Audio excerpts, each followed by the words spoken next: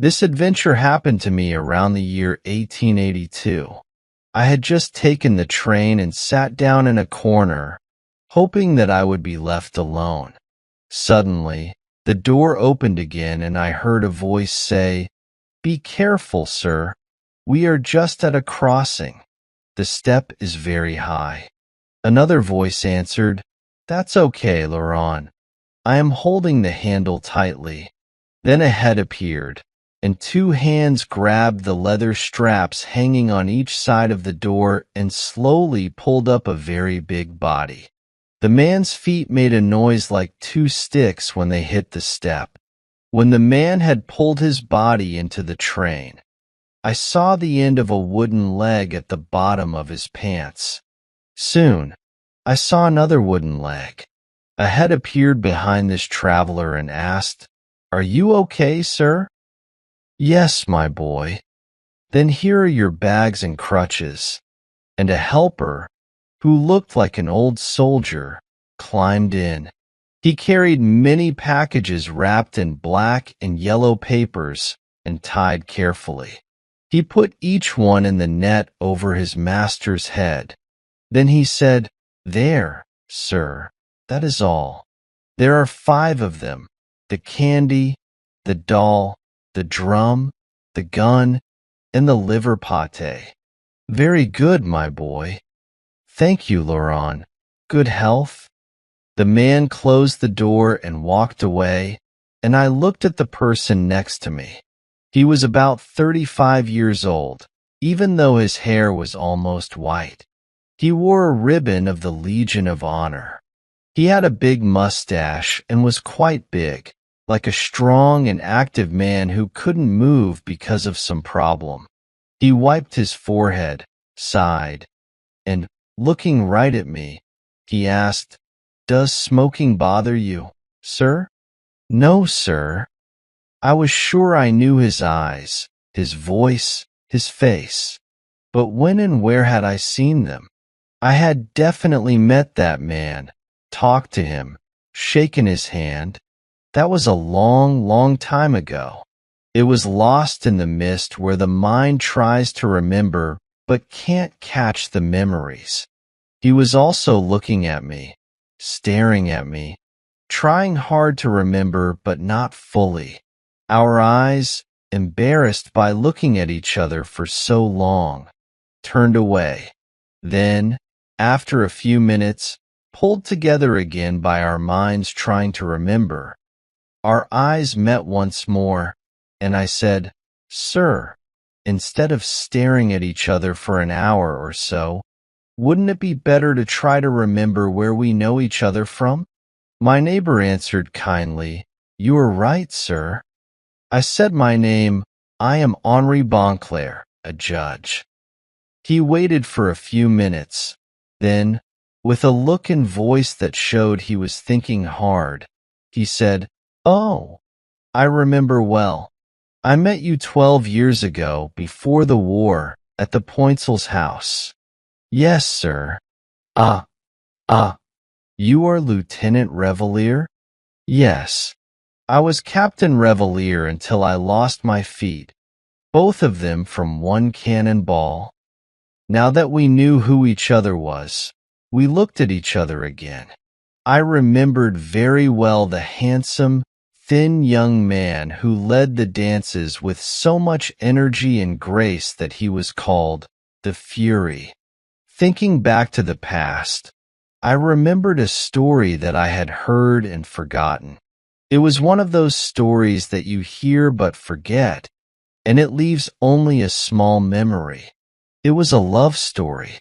Slowly, the memories became clear, and I saw the face of a young girl. Then her name came to me like a loud noise. Mademoiselle de Mandel. I remembered everything now. It was indeed a love story, but very simple. The young girl loved this young man, and when I had met them, people were already talking about their wedding. The young man seemed very much in love and very happy. I looked up at the net where all the packages the servant brought in were shaking from the train's movement, and I remembered the servant's voice, as if he had just spoken. He had said, "There, sir, that is all. There are 5 of them: the candy, the doll, the drum, the gun, and the pâté de foie gras." Then, in a second, a whole story appeared in my mind. It was like all the stories I had read, where the young lady got married even though something bad happened, either with money or health. So, this officer who had been hurt in the war had come back, after the war, to the young girl who had promised to marry him, and she kept her promise. I thought that was very beautiful, but simple, just like how we see things in books or plays. It always seems, when we read or hear these stories of big sacrifices, that we could give up everything with happiness and joy. But the next day, when a friend in need asks to borrow money, we often feel differently. But then, another idea, less dreamy and more real, came to my mind. Maybe he had married before the war, before this terrible accident, and she, feeling sad and hopeless, had to take care of, cheer up, and support this husband, who left as a handsome man and came back without his feet, unable to move, angry, and very overweight. Was he happy or in pain? I really wanted to know his story, or at least the main parts, so I could understand what he couldn't or wouldn't tell me. Still thinking about it, I started talking to him. We exchanged a few simple words, and I looked up at the net and thought, he must have 3 children.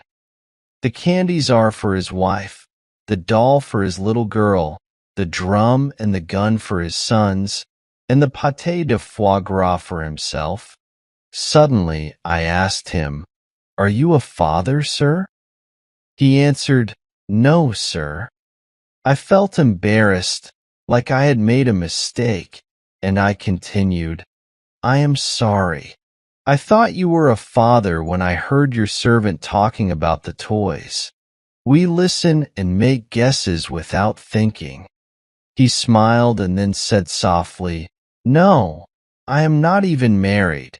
I am still in the early stage." I pretended to suddenly remember and said, "Oh, that's true. When I knew you, you were engaged to Mademoiselle de Mandel, I believe." "Yes, sir, your memory is very good." I became very brave and added, "I also remember hearing that Mademoiselle de Mandel married Monsieur." "Monsieur?" He calmly said the name, Monsieur de Fleurel. "Yes, that's it. I remember it was then that I heard about your injury." I looked him in the face, and he blushed. His face, which was already red, turned even redder. He answered quickly, with the sudden energy of a man who is defending something he knows is already lost in his mind and heart, but does not want to admit. "It is wrong, sir, to connect my name with that of Madame de Fleurel. When I came back from the war without my feet, I would never have let her become my wife. Was it possible? When one marries, sir, it is not to show off one's generosity. It is to live every day, every hour, every minute, every second beside a man. And if this man is disfigured, like I am, it is like a death sentence to marry him." "Oh, I understand. I admire all sacrifices and devotions when they have a limit, but I do not think a woman should give up her whole life, all joy, all her dreams, to satisfy others. When I hear, on the floor of my room, the tapping of my wooden legs and my crutches, I get so angry I want to strangle my servant. Do you think I would let a woman do what I myself cannot stand? And then, do you think my stumps are nice to look at?" He was quiet. What could I say? He was certainly right. Could I blame her, look down on her, or say she was wrong? No. But the end of the story, which was true, did not satisfy my wish for a beautiful story. These heroic stories need a big, beautiful sacrifice, which seemed to be missing, and I felt a bit disappointed. I suddenly asked, "Does Madame de Fleurel have any children?" "Yes, one girl and two boys. I am bringing these toys for them. She and her husband are very kind to me." The train was going up the hill to Saint-Germain. It passed through the tunnels, entered the station, and stopped. I was about to offer my arm to help the injured officer get down when two hands reached up to him through the open door. "Hello, my dear Revalier." Ah, "Hello, Fleurel." Standing behind the man, the woman, still beautiful, was smiling and waving her hands to him. A little girl, standing beside her, was jumping for joy, and two young boys were eagerly watching the drum and the gun, which were being passed from the train into their father's hands. When the injured man was on the ground, all the children kissed him. Then they walked away, the little girl holding the small, shiny part of a crutch, just as she might hold her big friend's thumb.